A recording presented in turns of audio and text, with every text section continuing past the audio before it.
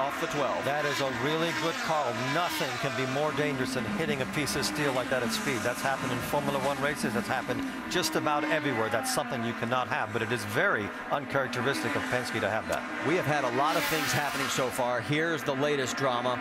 Watch what happens.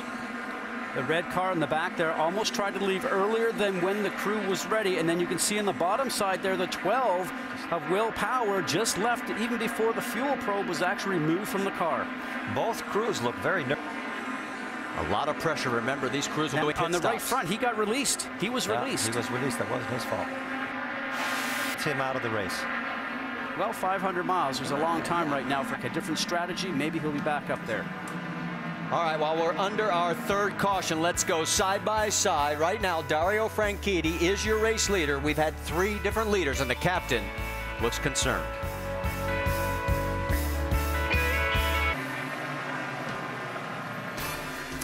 Well, we're under our third caution here at the Indianapolis 500 telecast presented by GoDaddy.com. Glad to Memorial Day week. Leader is Dario Franchitti. You saw on side-by-side pit stops by a couple of cars that were out of sequence. Remember, Graham Rahal, Danica Patrick came in during the period. They now pit and come back out onto the racetrack and are now finding themselves a little bit further back in the field. Danica, of course, is now, we can tell you, in 20th position.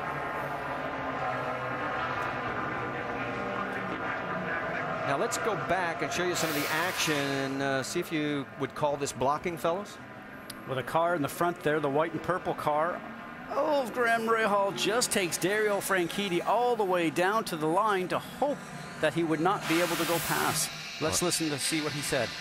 Hey, what the hell was the 30 car doing there? We had me down on the bloody grass. I thought we weren't supposed to be blocking here. 10-4, we'll pass it along. He's right. He's absolutely right. And we can tell you that IndyCar officials have warned Graham Rahal, don't do it again. Graham right now in 18th. Danica has moved up to 19th. There's another car further back. Let's talk Major League Baseball when we got a chance. Continues tonight on ESPN2 as we've got the Texas Rangers heading on to the north side to play Minnesota on ESPN Sunday Night Baseball at 8 ESPN 7 Eastern. It's the Phillies facing National League East coming to their feet. And said it for you. It's Dario Franchitti. Elio Cagliani is now up to 3rd. Ralph Amado's Ryan Briscoe round out your top 5 with Ed Carpenter in 6th. Lap traffic. So you might say, wait a minute, it looks like there's some cars. Well, that's the reason why. And there is some separation between the race leaders. To do, he has to get that separation and get out in front and just start eating up as many miles as he can. And remember, the number 12 of Will Power still has to do a drive-through penalty, and there he is serving his penalty for the fueling violation. And they did get it repaired off and will be back in the race. And boy, Dario Franchitti has got the bit between his teeth. Well, in fact, Franchitti comes down the front stretch, Marty, and with Will Power coming out of the pit lane, he's now just getting onto the back lap to get up to speed around here. He hopes not to go down a lap as his teammate right now, the number 6 of Ryan Briscoe, makes a nice, smooth, clean pass going into 1. Opinion that Custer in his time right now, and he's just back there being calm and trying to get settled in. Well, I think he's running a very smart race right now, and Tagliani looks like he's starting to have some difficulty because he now is starting to go more towards the back. Yeah, he's getting freight trained, guys. I mean, he restarted in the top 5, and he is just backing up. I don't know if there's a problem in that car. Here comes Tony Kanaan. Kanaan is really on the move. He is 12th right now on the track. Remember, he started 33rd. Marty, where he really seems to be good is at these restarts. He was really good at the start of the race, and then the first 2 laps after restart, he seems to have a very high level of confidence. Rick, you've got more?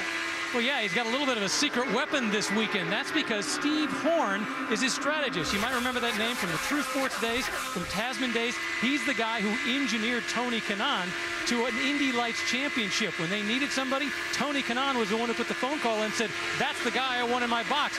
Steve Horn had retired, hadn't done this in years. Tony said it only took him 2 days to get up to speed. Well, no wonder. Steve Horn was also chief mechanic in Bobby Rahal's 1986 winning effort here at Indianapolis. Let's check our Firestone telemetry. Let's watch the speed here, probably up to about 226, maybe 27 as he goes down towards turn 1, all the way to 229 for a moment. He's in traffic, so he's off the throttle. When you watch that Firestone telemetry, watch the green box. This is where you want to keep your foot on the gas to carry speed down the straight. He's able to do that.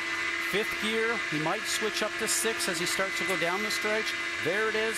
Traffic in front's putting that hole in the air, Eddie. Now what he's got to do, he's got to start analyzing this car ahead of him. See, here he's gaining, so he's got to put that in his memory, and he has to start working on the pass very early. Hideki Muto coming in for a pit stop, Doc. Third time Hideki Muto has been on. Suddenly the car just jumped sideways. They have been on and off pit road trying to fix it, make air pressure adjustments. He said the car has a huge understeer, then it'll just jump sideways coming off the corner. He was dropping back. They opted to come in and try to look at the rear suspension rather than taking a chance on pounding the wall. And it looks like they are going to be in for quite a while, Doc, and heartbreak for Newman Haas. You know they have never won at Indy, and this is the team's 450th career start. They finished second twice with Mario and Michael, but never won. And Hideki has done a great job this year. He's in a great ride, very competitive at Kansas before he got involved in an altercation that took him out. And impressive to be in the top 9 qualifying here on the very first day. And unfortunate, but he will learn from this. I like what the team is doing. When you're going to be out of the race, let's have a look to see what's going on with the car so you're not putting into the wall, Eddie. But there's a common theme there. He was very quick in qualifying, but the car is not quite right in the race. When you have a driver that hasn't done many Indy 500s, it can be very discomforting when you're out there with something that is not what you expected. You see Derek Castroneves have third place, right at dark number 2 as remember last year he was involved in a crash coming right down this very straightaway in this very position with the very same car, and that's the one that fractured the back of Vitor Meira. And this time it worked. And this time nice and clean. Doc? When I talked to Rafael Matos before the race, he was very confident. He thought what happened on carb day would really help them. They thought the balance of the car was perfect, and most importantly, the car drove very, very well in traffic. He said, we got something for him today. He said, maybe a top 5, maybe even better. All right, thanks, Doc. As we continue to watch this battle, there is Rafa continuing position. Ryan Briscoe is 4th. Dropped back to 5th with Ed Carpenter silently moving along and staying in this lead group. Remember, he had a good run. There you see Briscoe coming into view. And then a little bit further back, you'll see Scott Dixon, and Townsend Bell is now running in 7th. And there is Carpenter. Boy, what a story this would be. This is their first and only race of the year here in Indianapolis. He's got a lot of experience around him. He's done very well, and I think this is a great opportunity to get his name back in the hat, and this is his home race. It certainly is his home race as he continues running out there. His best finish was 5th back in 2008, and he was 8th last year. There's your top 5 after 51 laps. We're a quarter way down, and we'll be back after this message from our ABC stations. Watching ESPN on ABC.com. Domains, websites, and everything in between. And Allstate. No one protects the rider better than Allstate. Are you in good hands? Well, we're just past the top of the hour here at the motor racing capital of the world, and you're looking at our race leader. That is Dario Franchitti going around Hideki Muto to put him a lap down. Franchitti leads by 3 seconds. And let's go back and tell you a story that happened. That's John Andretti as he was given a black flag for blocking on Dan Weldon. And we understand it was into turn number 1. Look at this. First time we've seen it along with you. Watch this coming down to turn 1. Dan Weldon in the National Guard car sneaks underside and tries to go underneath John Andretti in the Window World machine, but John ran a blocking line all the way down towards turn 1, chopped off the air to Dan's car. Now we ride along with Dan Weldon, 2005 winner, tries to make it happen. And a huge block, as you heard Dan, not very happy with it whatsoever, had to get out of the gas. And so John Andretti gets a blocking call on that. It was a drive-through, and now he's back out on track. Puts him 1 lap down in 25th position with Vitor Meira right behind him. That is a battle for position, believe it or not. Meira running in 26, also 1 lap down. 24 cars on the lead lap. The last car on the lead lap is Will Power. Remember, he had a penalty to serve for the refueling fiasco that happened earlier during the caution. And Marty, what's impressive right now is we watch the target machine of Dario Franchitti starting to go around here, 223.6 miles an hour on his last lap. Elio Castroneves, that is in second, 222.3. he is just able to run these laps. Watch how close he gets to the wall. Brings the car up, Eddie. You know that very comfortable line you have when the car is working very well. A nice arc through the turn. All he's doing right now is very comfortable. Pad inside the cockpit, and you just steer it.